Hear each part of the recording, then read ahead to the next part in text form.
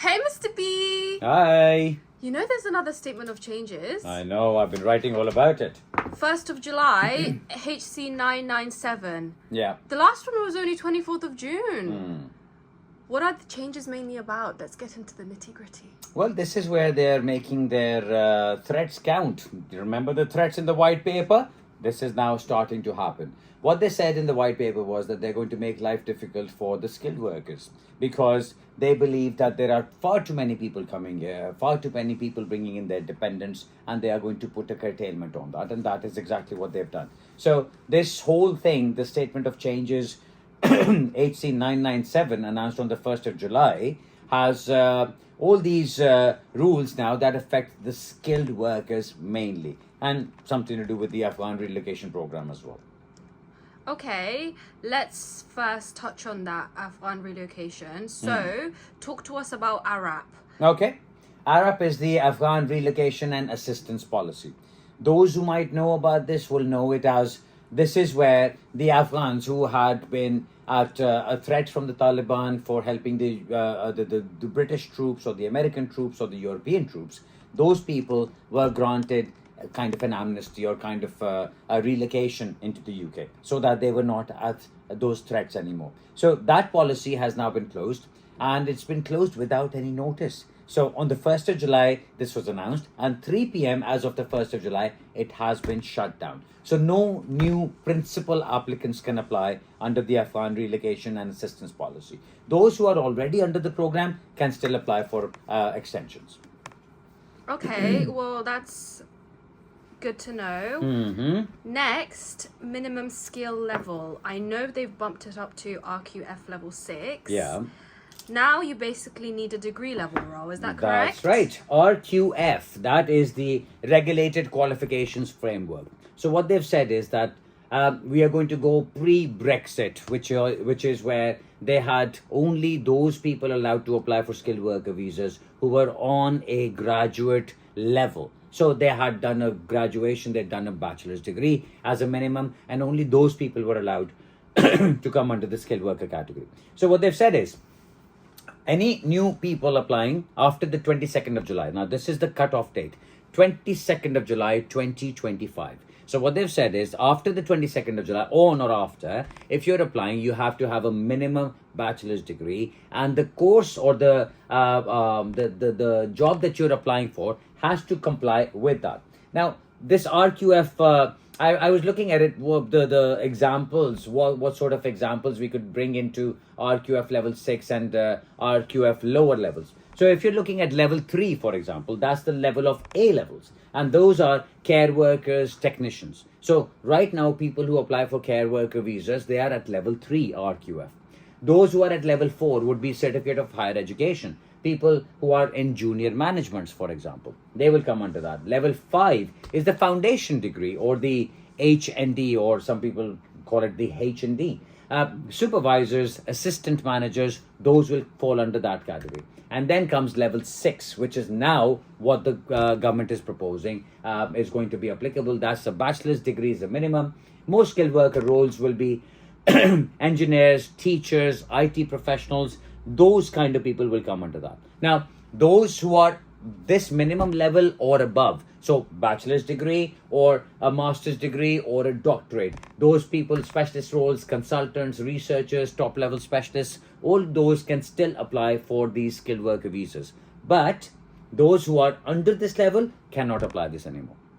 There are exceptions to that though. You want to talk about those? Yes. Okay. The exceptions are, before we go into that, one more thing that people should know about is with this change, this RQF level 6 being introduced now, around 180 occupations have now been taken out of the occupations list. Abolished. Gone. So those people who till now can apply for it, after the 22nd of July 2025 will no longer be able to apply for it. Okay, so the 22nd July is the cutoff date for those people who still want to apply under these categories, RQF level 3, 4, 5, which is under 6. Now, going on to the interim shortage measures, there are 2 lists that they have created now. What they're saying is that if you are in those categories that fall under those lists. And these lists are called, first is the immigration salary list, and the second is called the temporary shortage list. I never know and never like it when they have so many different names for it. They could very easily put it in the same list. But anyway, the immigration salary list deals with the labor shortages. Those are the categories where there are people not available in the UK who can do these jobs. And that is where those people who are coming from overseas will be allowed to join in. And these are those categories which have been identified in this list. If you're in that list, you can still apply from it, even if you are under RQF level 3 to 5. The second list, what they have called the temporary shortage list, is to deal with those which are national industry strategy priorities. So it's a bit of a mouthful. All it means is those categories that the government wants to prioritize now. So, for example, AI engineering, for example, biotech, all of these categories now are being given the preference. Okay. So, if you are a professional who is not at the RQF level 6, but a lower level, you don't have a bachelor's degree, but you have training, you have NVQs. If that is the case, you can still apply under this category. These categories will remain open till the end of 2026. This is what the initial thing is. Obviously, what happens after 2026 we'll have to find out. But for now, that is what they have done. Okay, so would you say this is sort of a temporary bridge? It is a temporary bridge for those people who are not yet ready to move on to the graduate graduate level because they don't have the qualification. But if they have the experience and if their jobs are specialist enough or skilled enough, and those jobs are in shortage in the UK right now, or they don't find many people for it, then these people will have a chance to still go for this.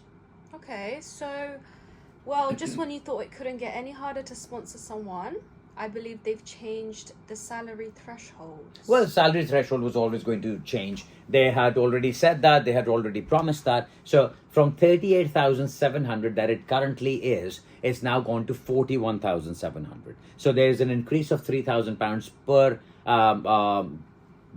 per occupation. So what they're saying is that if you had been working at 38,700, and there is no interim period that they're granting for this. So what they're saying is on the 22nd of July, if you have been working at 38,700 and after that you want to apply for a skilled worker visa and you are going to go on it after the 22nd of July, you will need to meet that £41,700 requirement. Otherwise, you will not be able to apply for it. Well, that's more than most people in the UK. That's correct. So that's what the idea now is. What the government is saying is they don't want people here. They don't want everybody coming here. And those that are coming here must be highly educated and very highly skilled and in specialized jobs. Only those people will now be allowed to stay in the UK. Well, in that same vein, here's the mic drop. SOC code 6135 and 6136, care workers and home carers, abolished. Abolished, completely gone. These are the care workers who are in the UK, who are looking after elderly, who are looking after the people who are disabled, who need help constantly. And there are huge backlogs in these jobs being filled. Yet, the government has decided that there is too much of abuse going on in this, or that they don't believe that these people are genuinely providing an assistance because they bring their families with them. And that is why what they've said is that from the 22nd of July 2025, no more entry clearance applications, no more visa applications from their countries will be allowed. But those who are already in the country will still be able to switch from their jobs to another employer. So if somebody is already on a care worker visa, and this is, I know that a lot of people will immediately want to know about this. So let me answer this very clearly. Those people who are already in the UK, who are already working on care visas, who are already under the SOC 6135 and 6136, they will be able to switch their roles as long as they have been working for their current employer for more than 3 months on the date that this becomes effective, which is the 22nd of July. So this is 22nd July 2025. So this is a very clever thing done by the government, because they know that as soon as these rules are announced, a lot of people will jump right in and try to get their Yeah. sponsorships. Today we are on the 3rd of July. So the government would have given them 21 days in which to find a sponsorship and to switch their visas. Now, what they're saying is that if you do that, you switch your visa by the 22nd of July, you go into this category, because after 22nd July, this category is going to be closed. So if you do switch into that category, you will still be allowed to switch employers afterwards if you need to till the 22nd of July, 2028. So they're giving you 3 years to change employers if you need to. Otherwise, stay with the same employer. So those people who go to agents and those agents who trap these poor people who are looking for options and are desperate, and then they fall victim to these agents, those people will be suffering the most. Because if they get into a dodgy job, please do not go. This is what I would say to everybody. Please do not be tempted that you are going to jump into something by paying money or paying an agent or buying a sponsorship. Please don't do that. Because if you do that, you will not have a genuine job. You will always have lost the money that you've put into it, and you will not actually be earning anything in the next few years. So if you're not earning and you're not able to switch jobs, what's the point? Because if you have not been with the employer for the last 3 months, you will not be able to switch. If you buy that now and do this now. So the message from me is, please understand, there is nothing to be gained if you are going to go pay somebody money to just find you and fix a job, fix a skilled worker visa for you. That is exactly what has got everybody to this point in the first place. The abuse of the system. Yes. Don't abuse it. Follow the system. If you want to apply for something, follow the rules. You might have to be a little patient. You might have to do a little bit of a work on this, a little bit of a homework on it, a little bit of preparation. But then when you apply, you do a solid hit, one hit, and that's enough. Yeah, I agree. That's what the people need to understand. And because they don't understand that, they panic, and then they come into contact with these agents who are promising them the heaven and the earth and say, oh, we'll do this, and 5 years later you'll get your indefinite leave, and all you need to do is just pay the money to the employer, and the employer will pay your taxes and things like that. All kinds of rubbish you get to hear from different places. And these things never work. Show me one person who did this and got his indefinite leave. So this is a money-making ploy by lawyers or by agents who do these dodgy things, and then they get these people into trouble. So please, please, please don't do that. Yeah. If you are in trouble, your visa is running out, you're on a graduate route visa, you're about to overstay, your student visa, you've not gone to the college, you've been sent a curtailment notice, there are other options. They need to have Talk us to on us. speed dial. Exactly. Talk to us. This is what we help with. Yeah. We can find the legal ways, see what is suitable for you. If something is not suitable, I will tell you on your face. You're not afraid to do that. I am not afraid to do that. I've been told many times that you are very bitter, Mr. Bukhari. And I will be bitter because if you don't hear what you want to hear from me, I am telling you the truth. Mm-hmm. So if I say to you something can be done, I will show it. Yes. If I say to you it cannot be done, there's a reason for it. I think the more intelligent people have really appreciate Of course that. they do. Of course they do. Okay, well, Mr. B, in my opinion, with this new statement, there are more barriers, more bureaucracy, and less room to move. What do you think? Well, I would say there is a lot of that. They've tightened things very much. Hopefully, we can still see the positives in this, and people can still see the positives in this, that those who really want to make careers out of their situations, they can still do so. And those who do not qualify on this, my advice to them would be, instead of doing something dodgy, putting in stupid applications, putting in stupid asylum claims, or putting in stupid frivolous applications that will always cause you problems in the future, talk to us. Let's see what options we can find for you. Because, as you know, we are now working on Riverstone Legal as well. Riverstone Legal is our other organization where we are doing citizenship planning all around the world, rather than just the UK. So if you are stuck in a situation where UK is no longer offering options for you, we can look at other countries in the world. Depends on your investment, depends on your skill, depends on your knowledge, on your education, depends on your family background, what sort of money you can bring in. Some places you can just go and buy a property.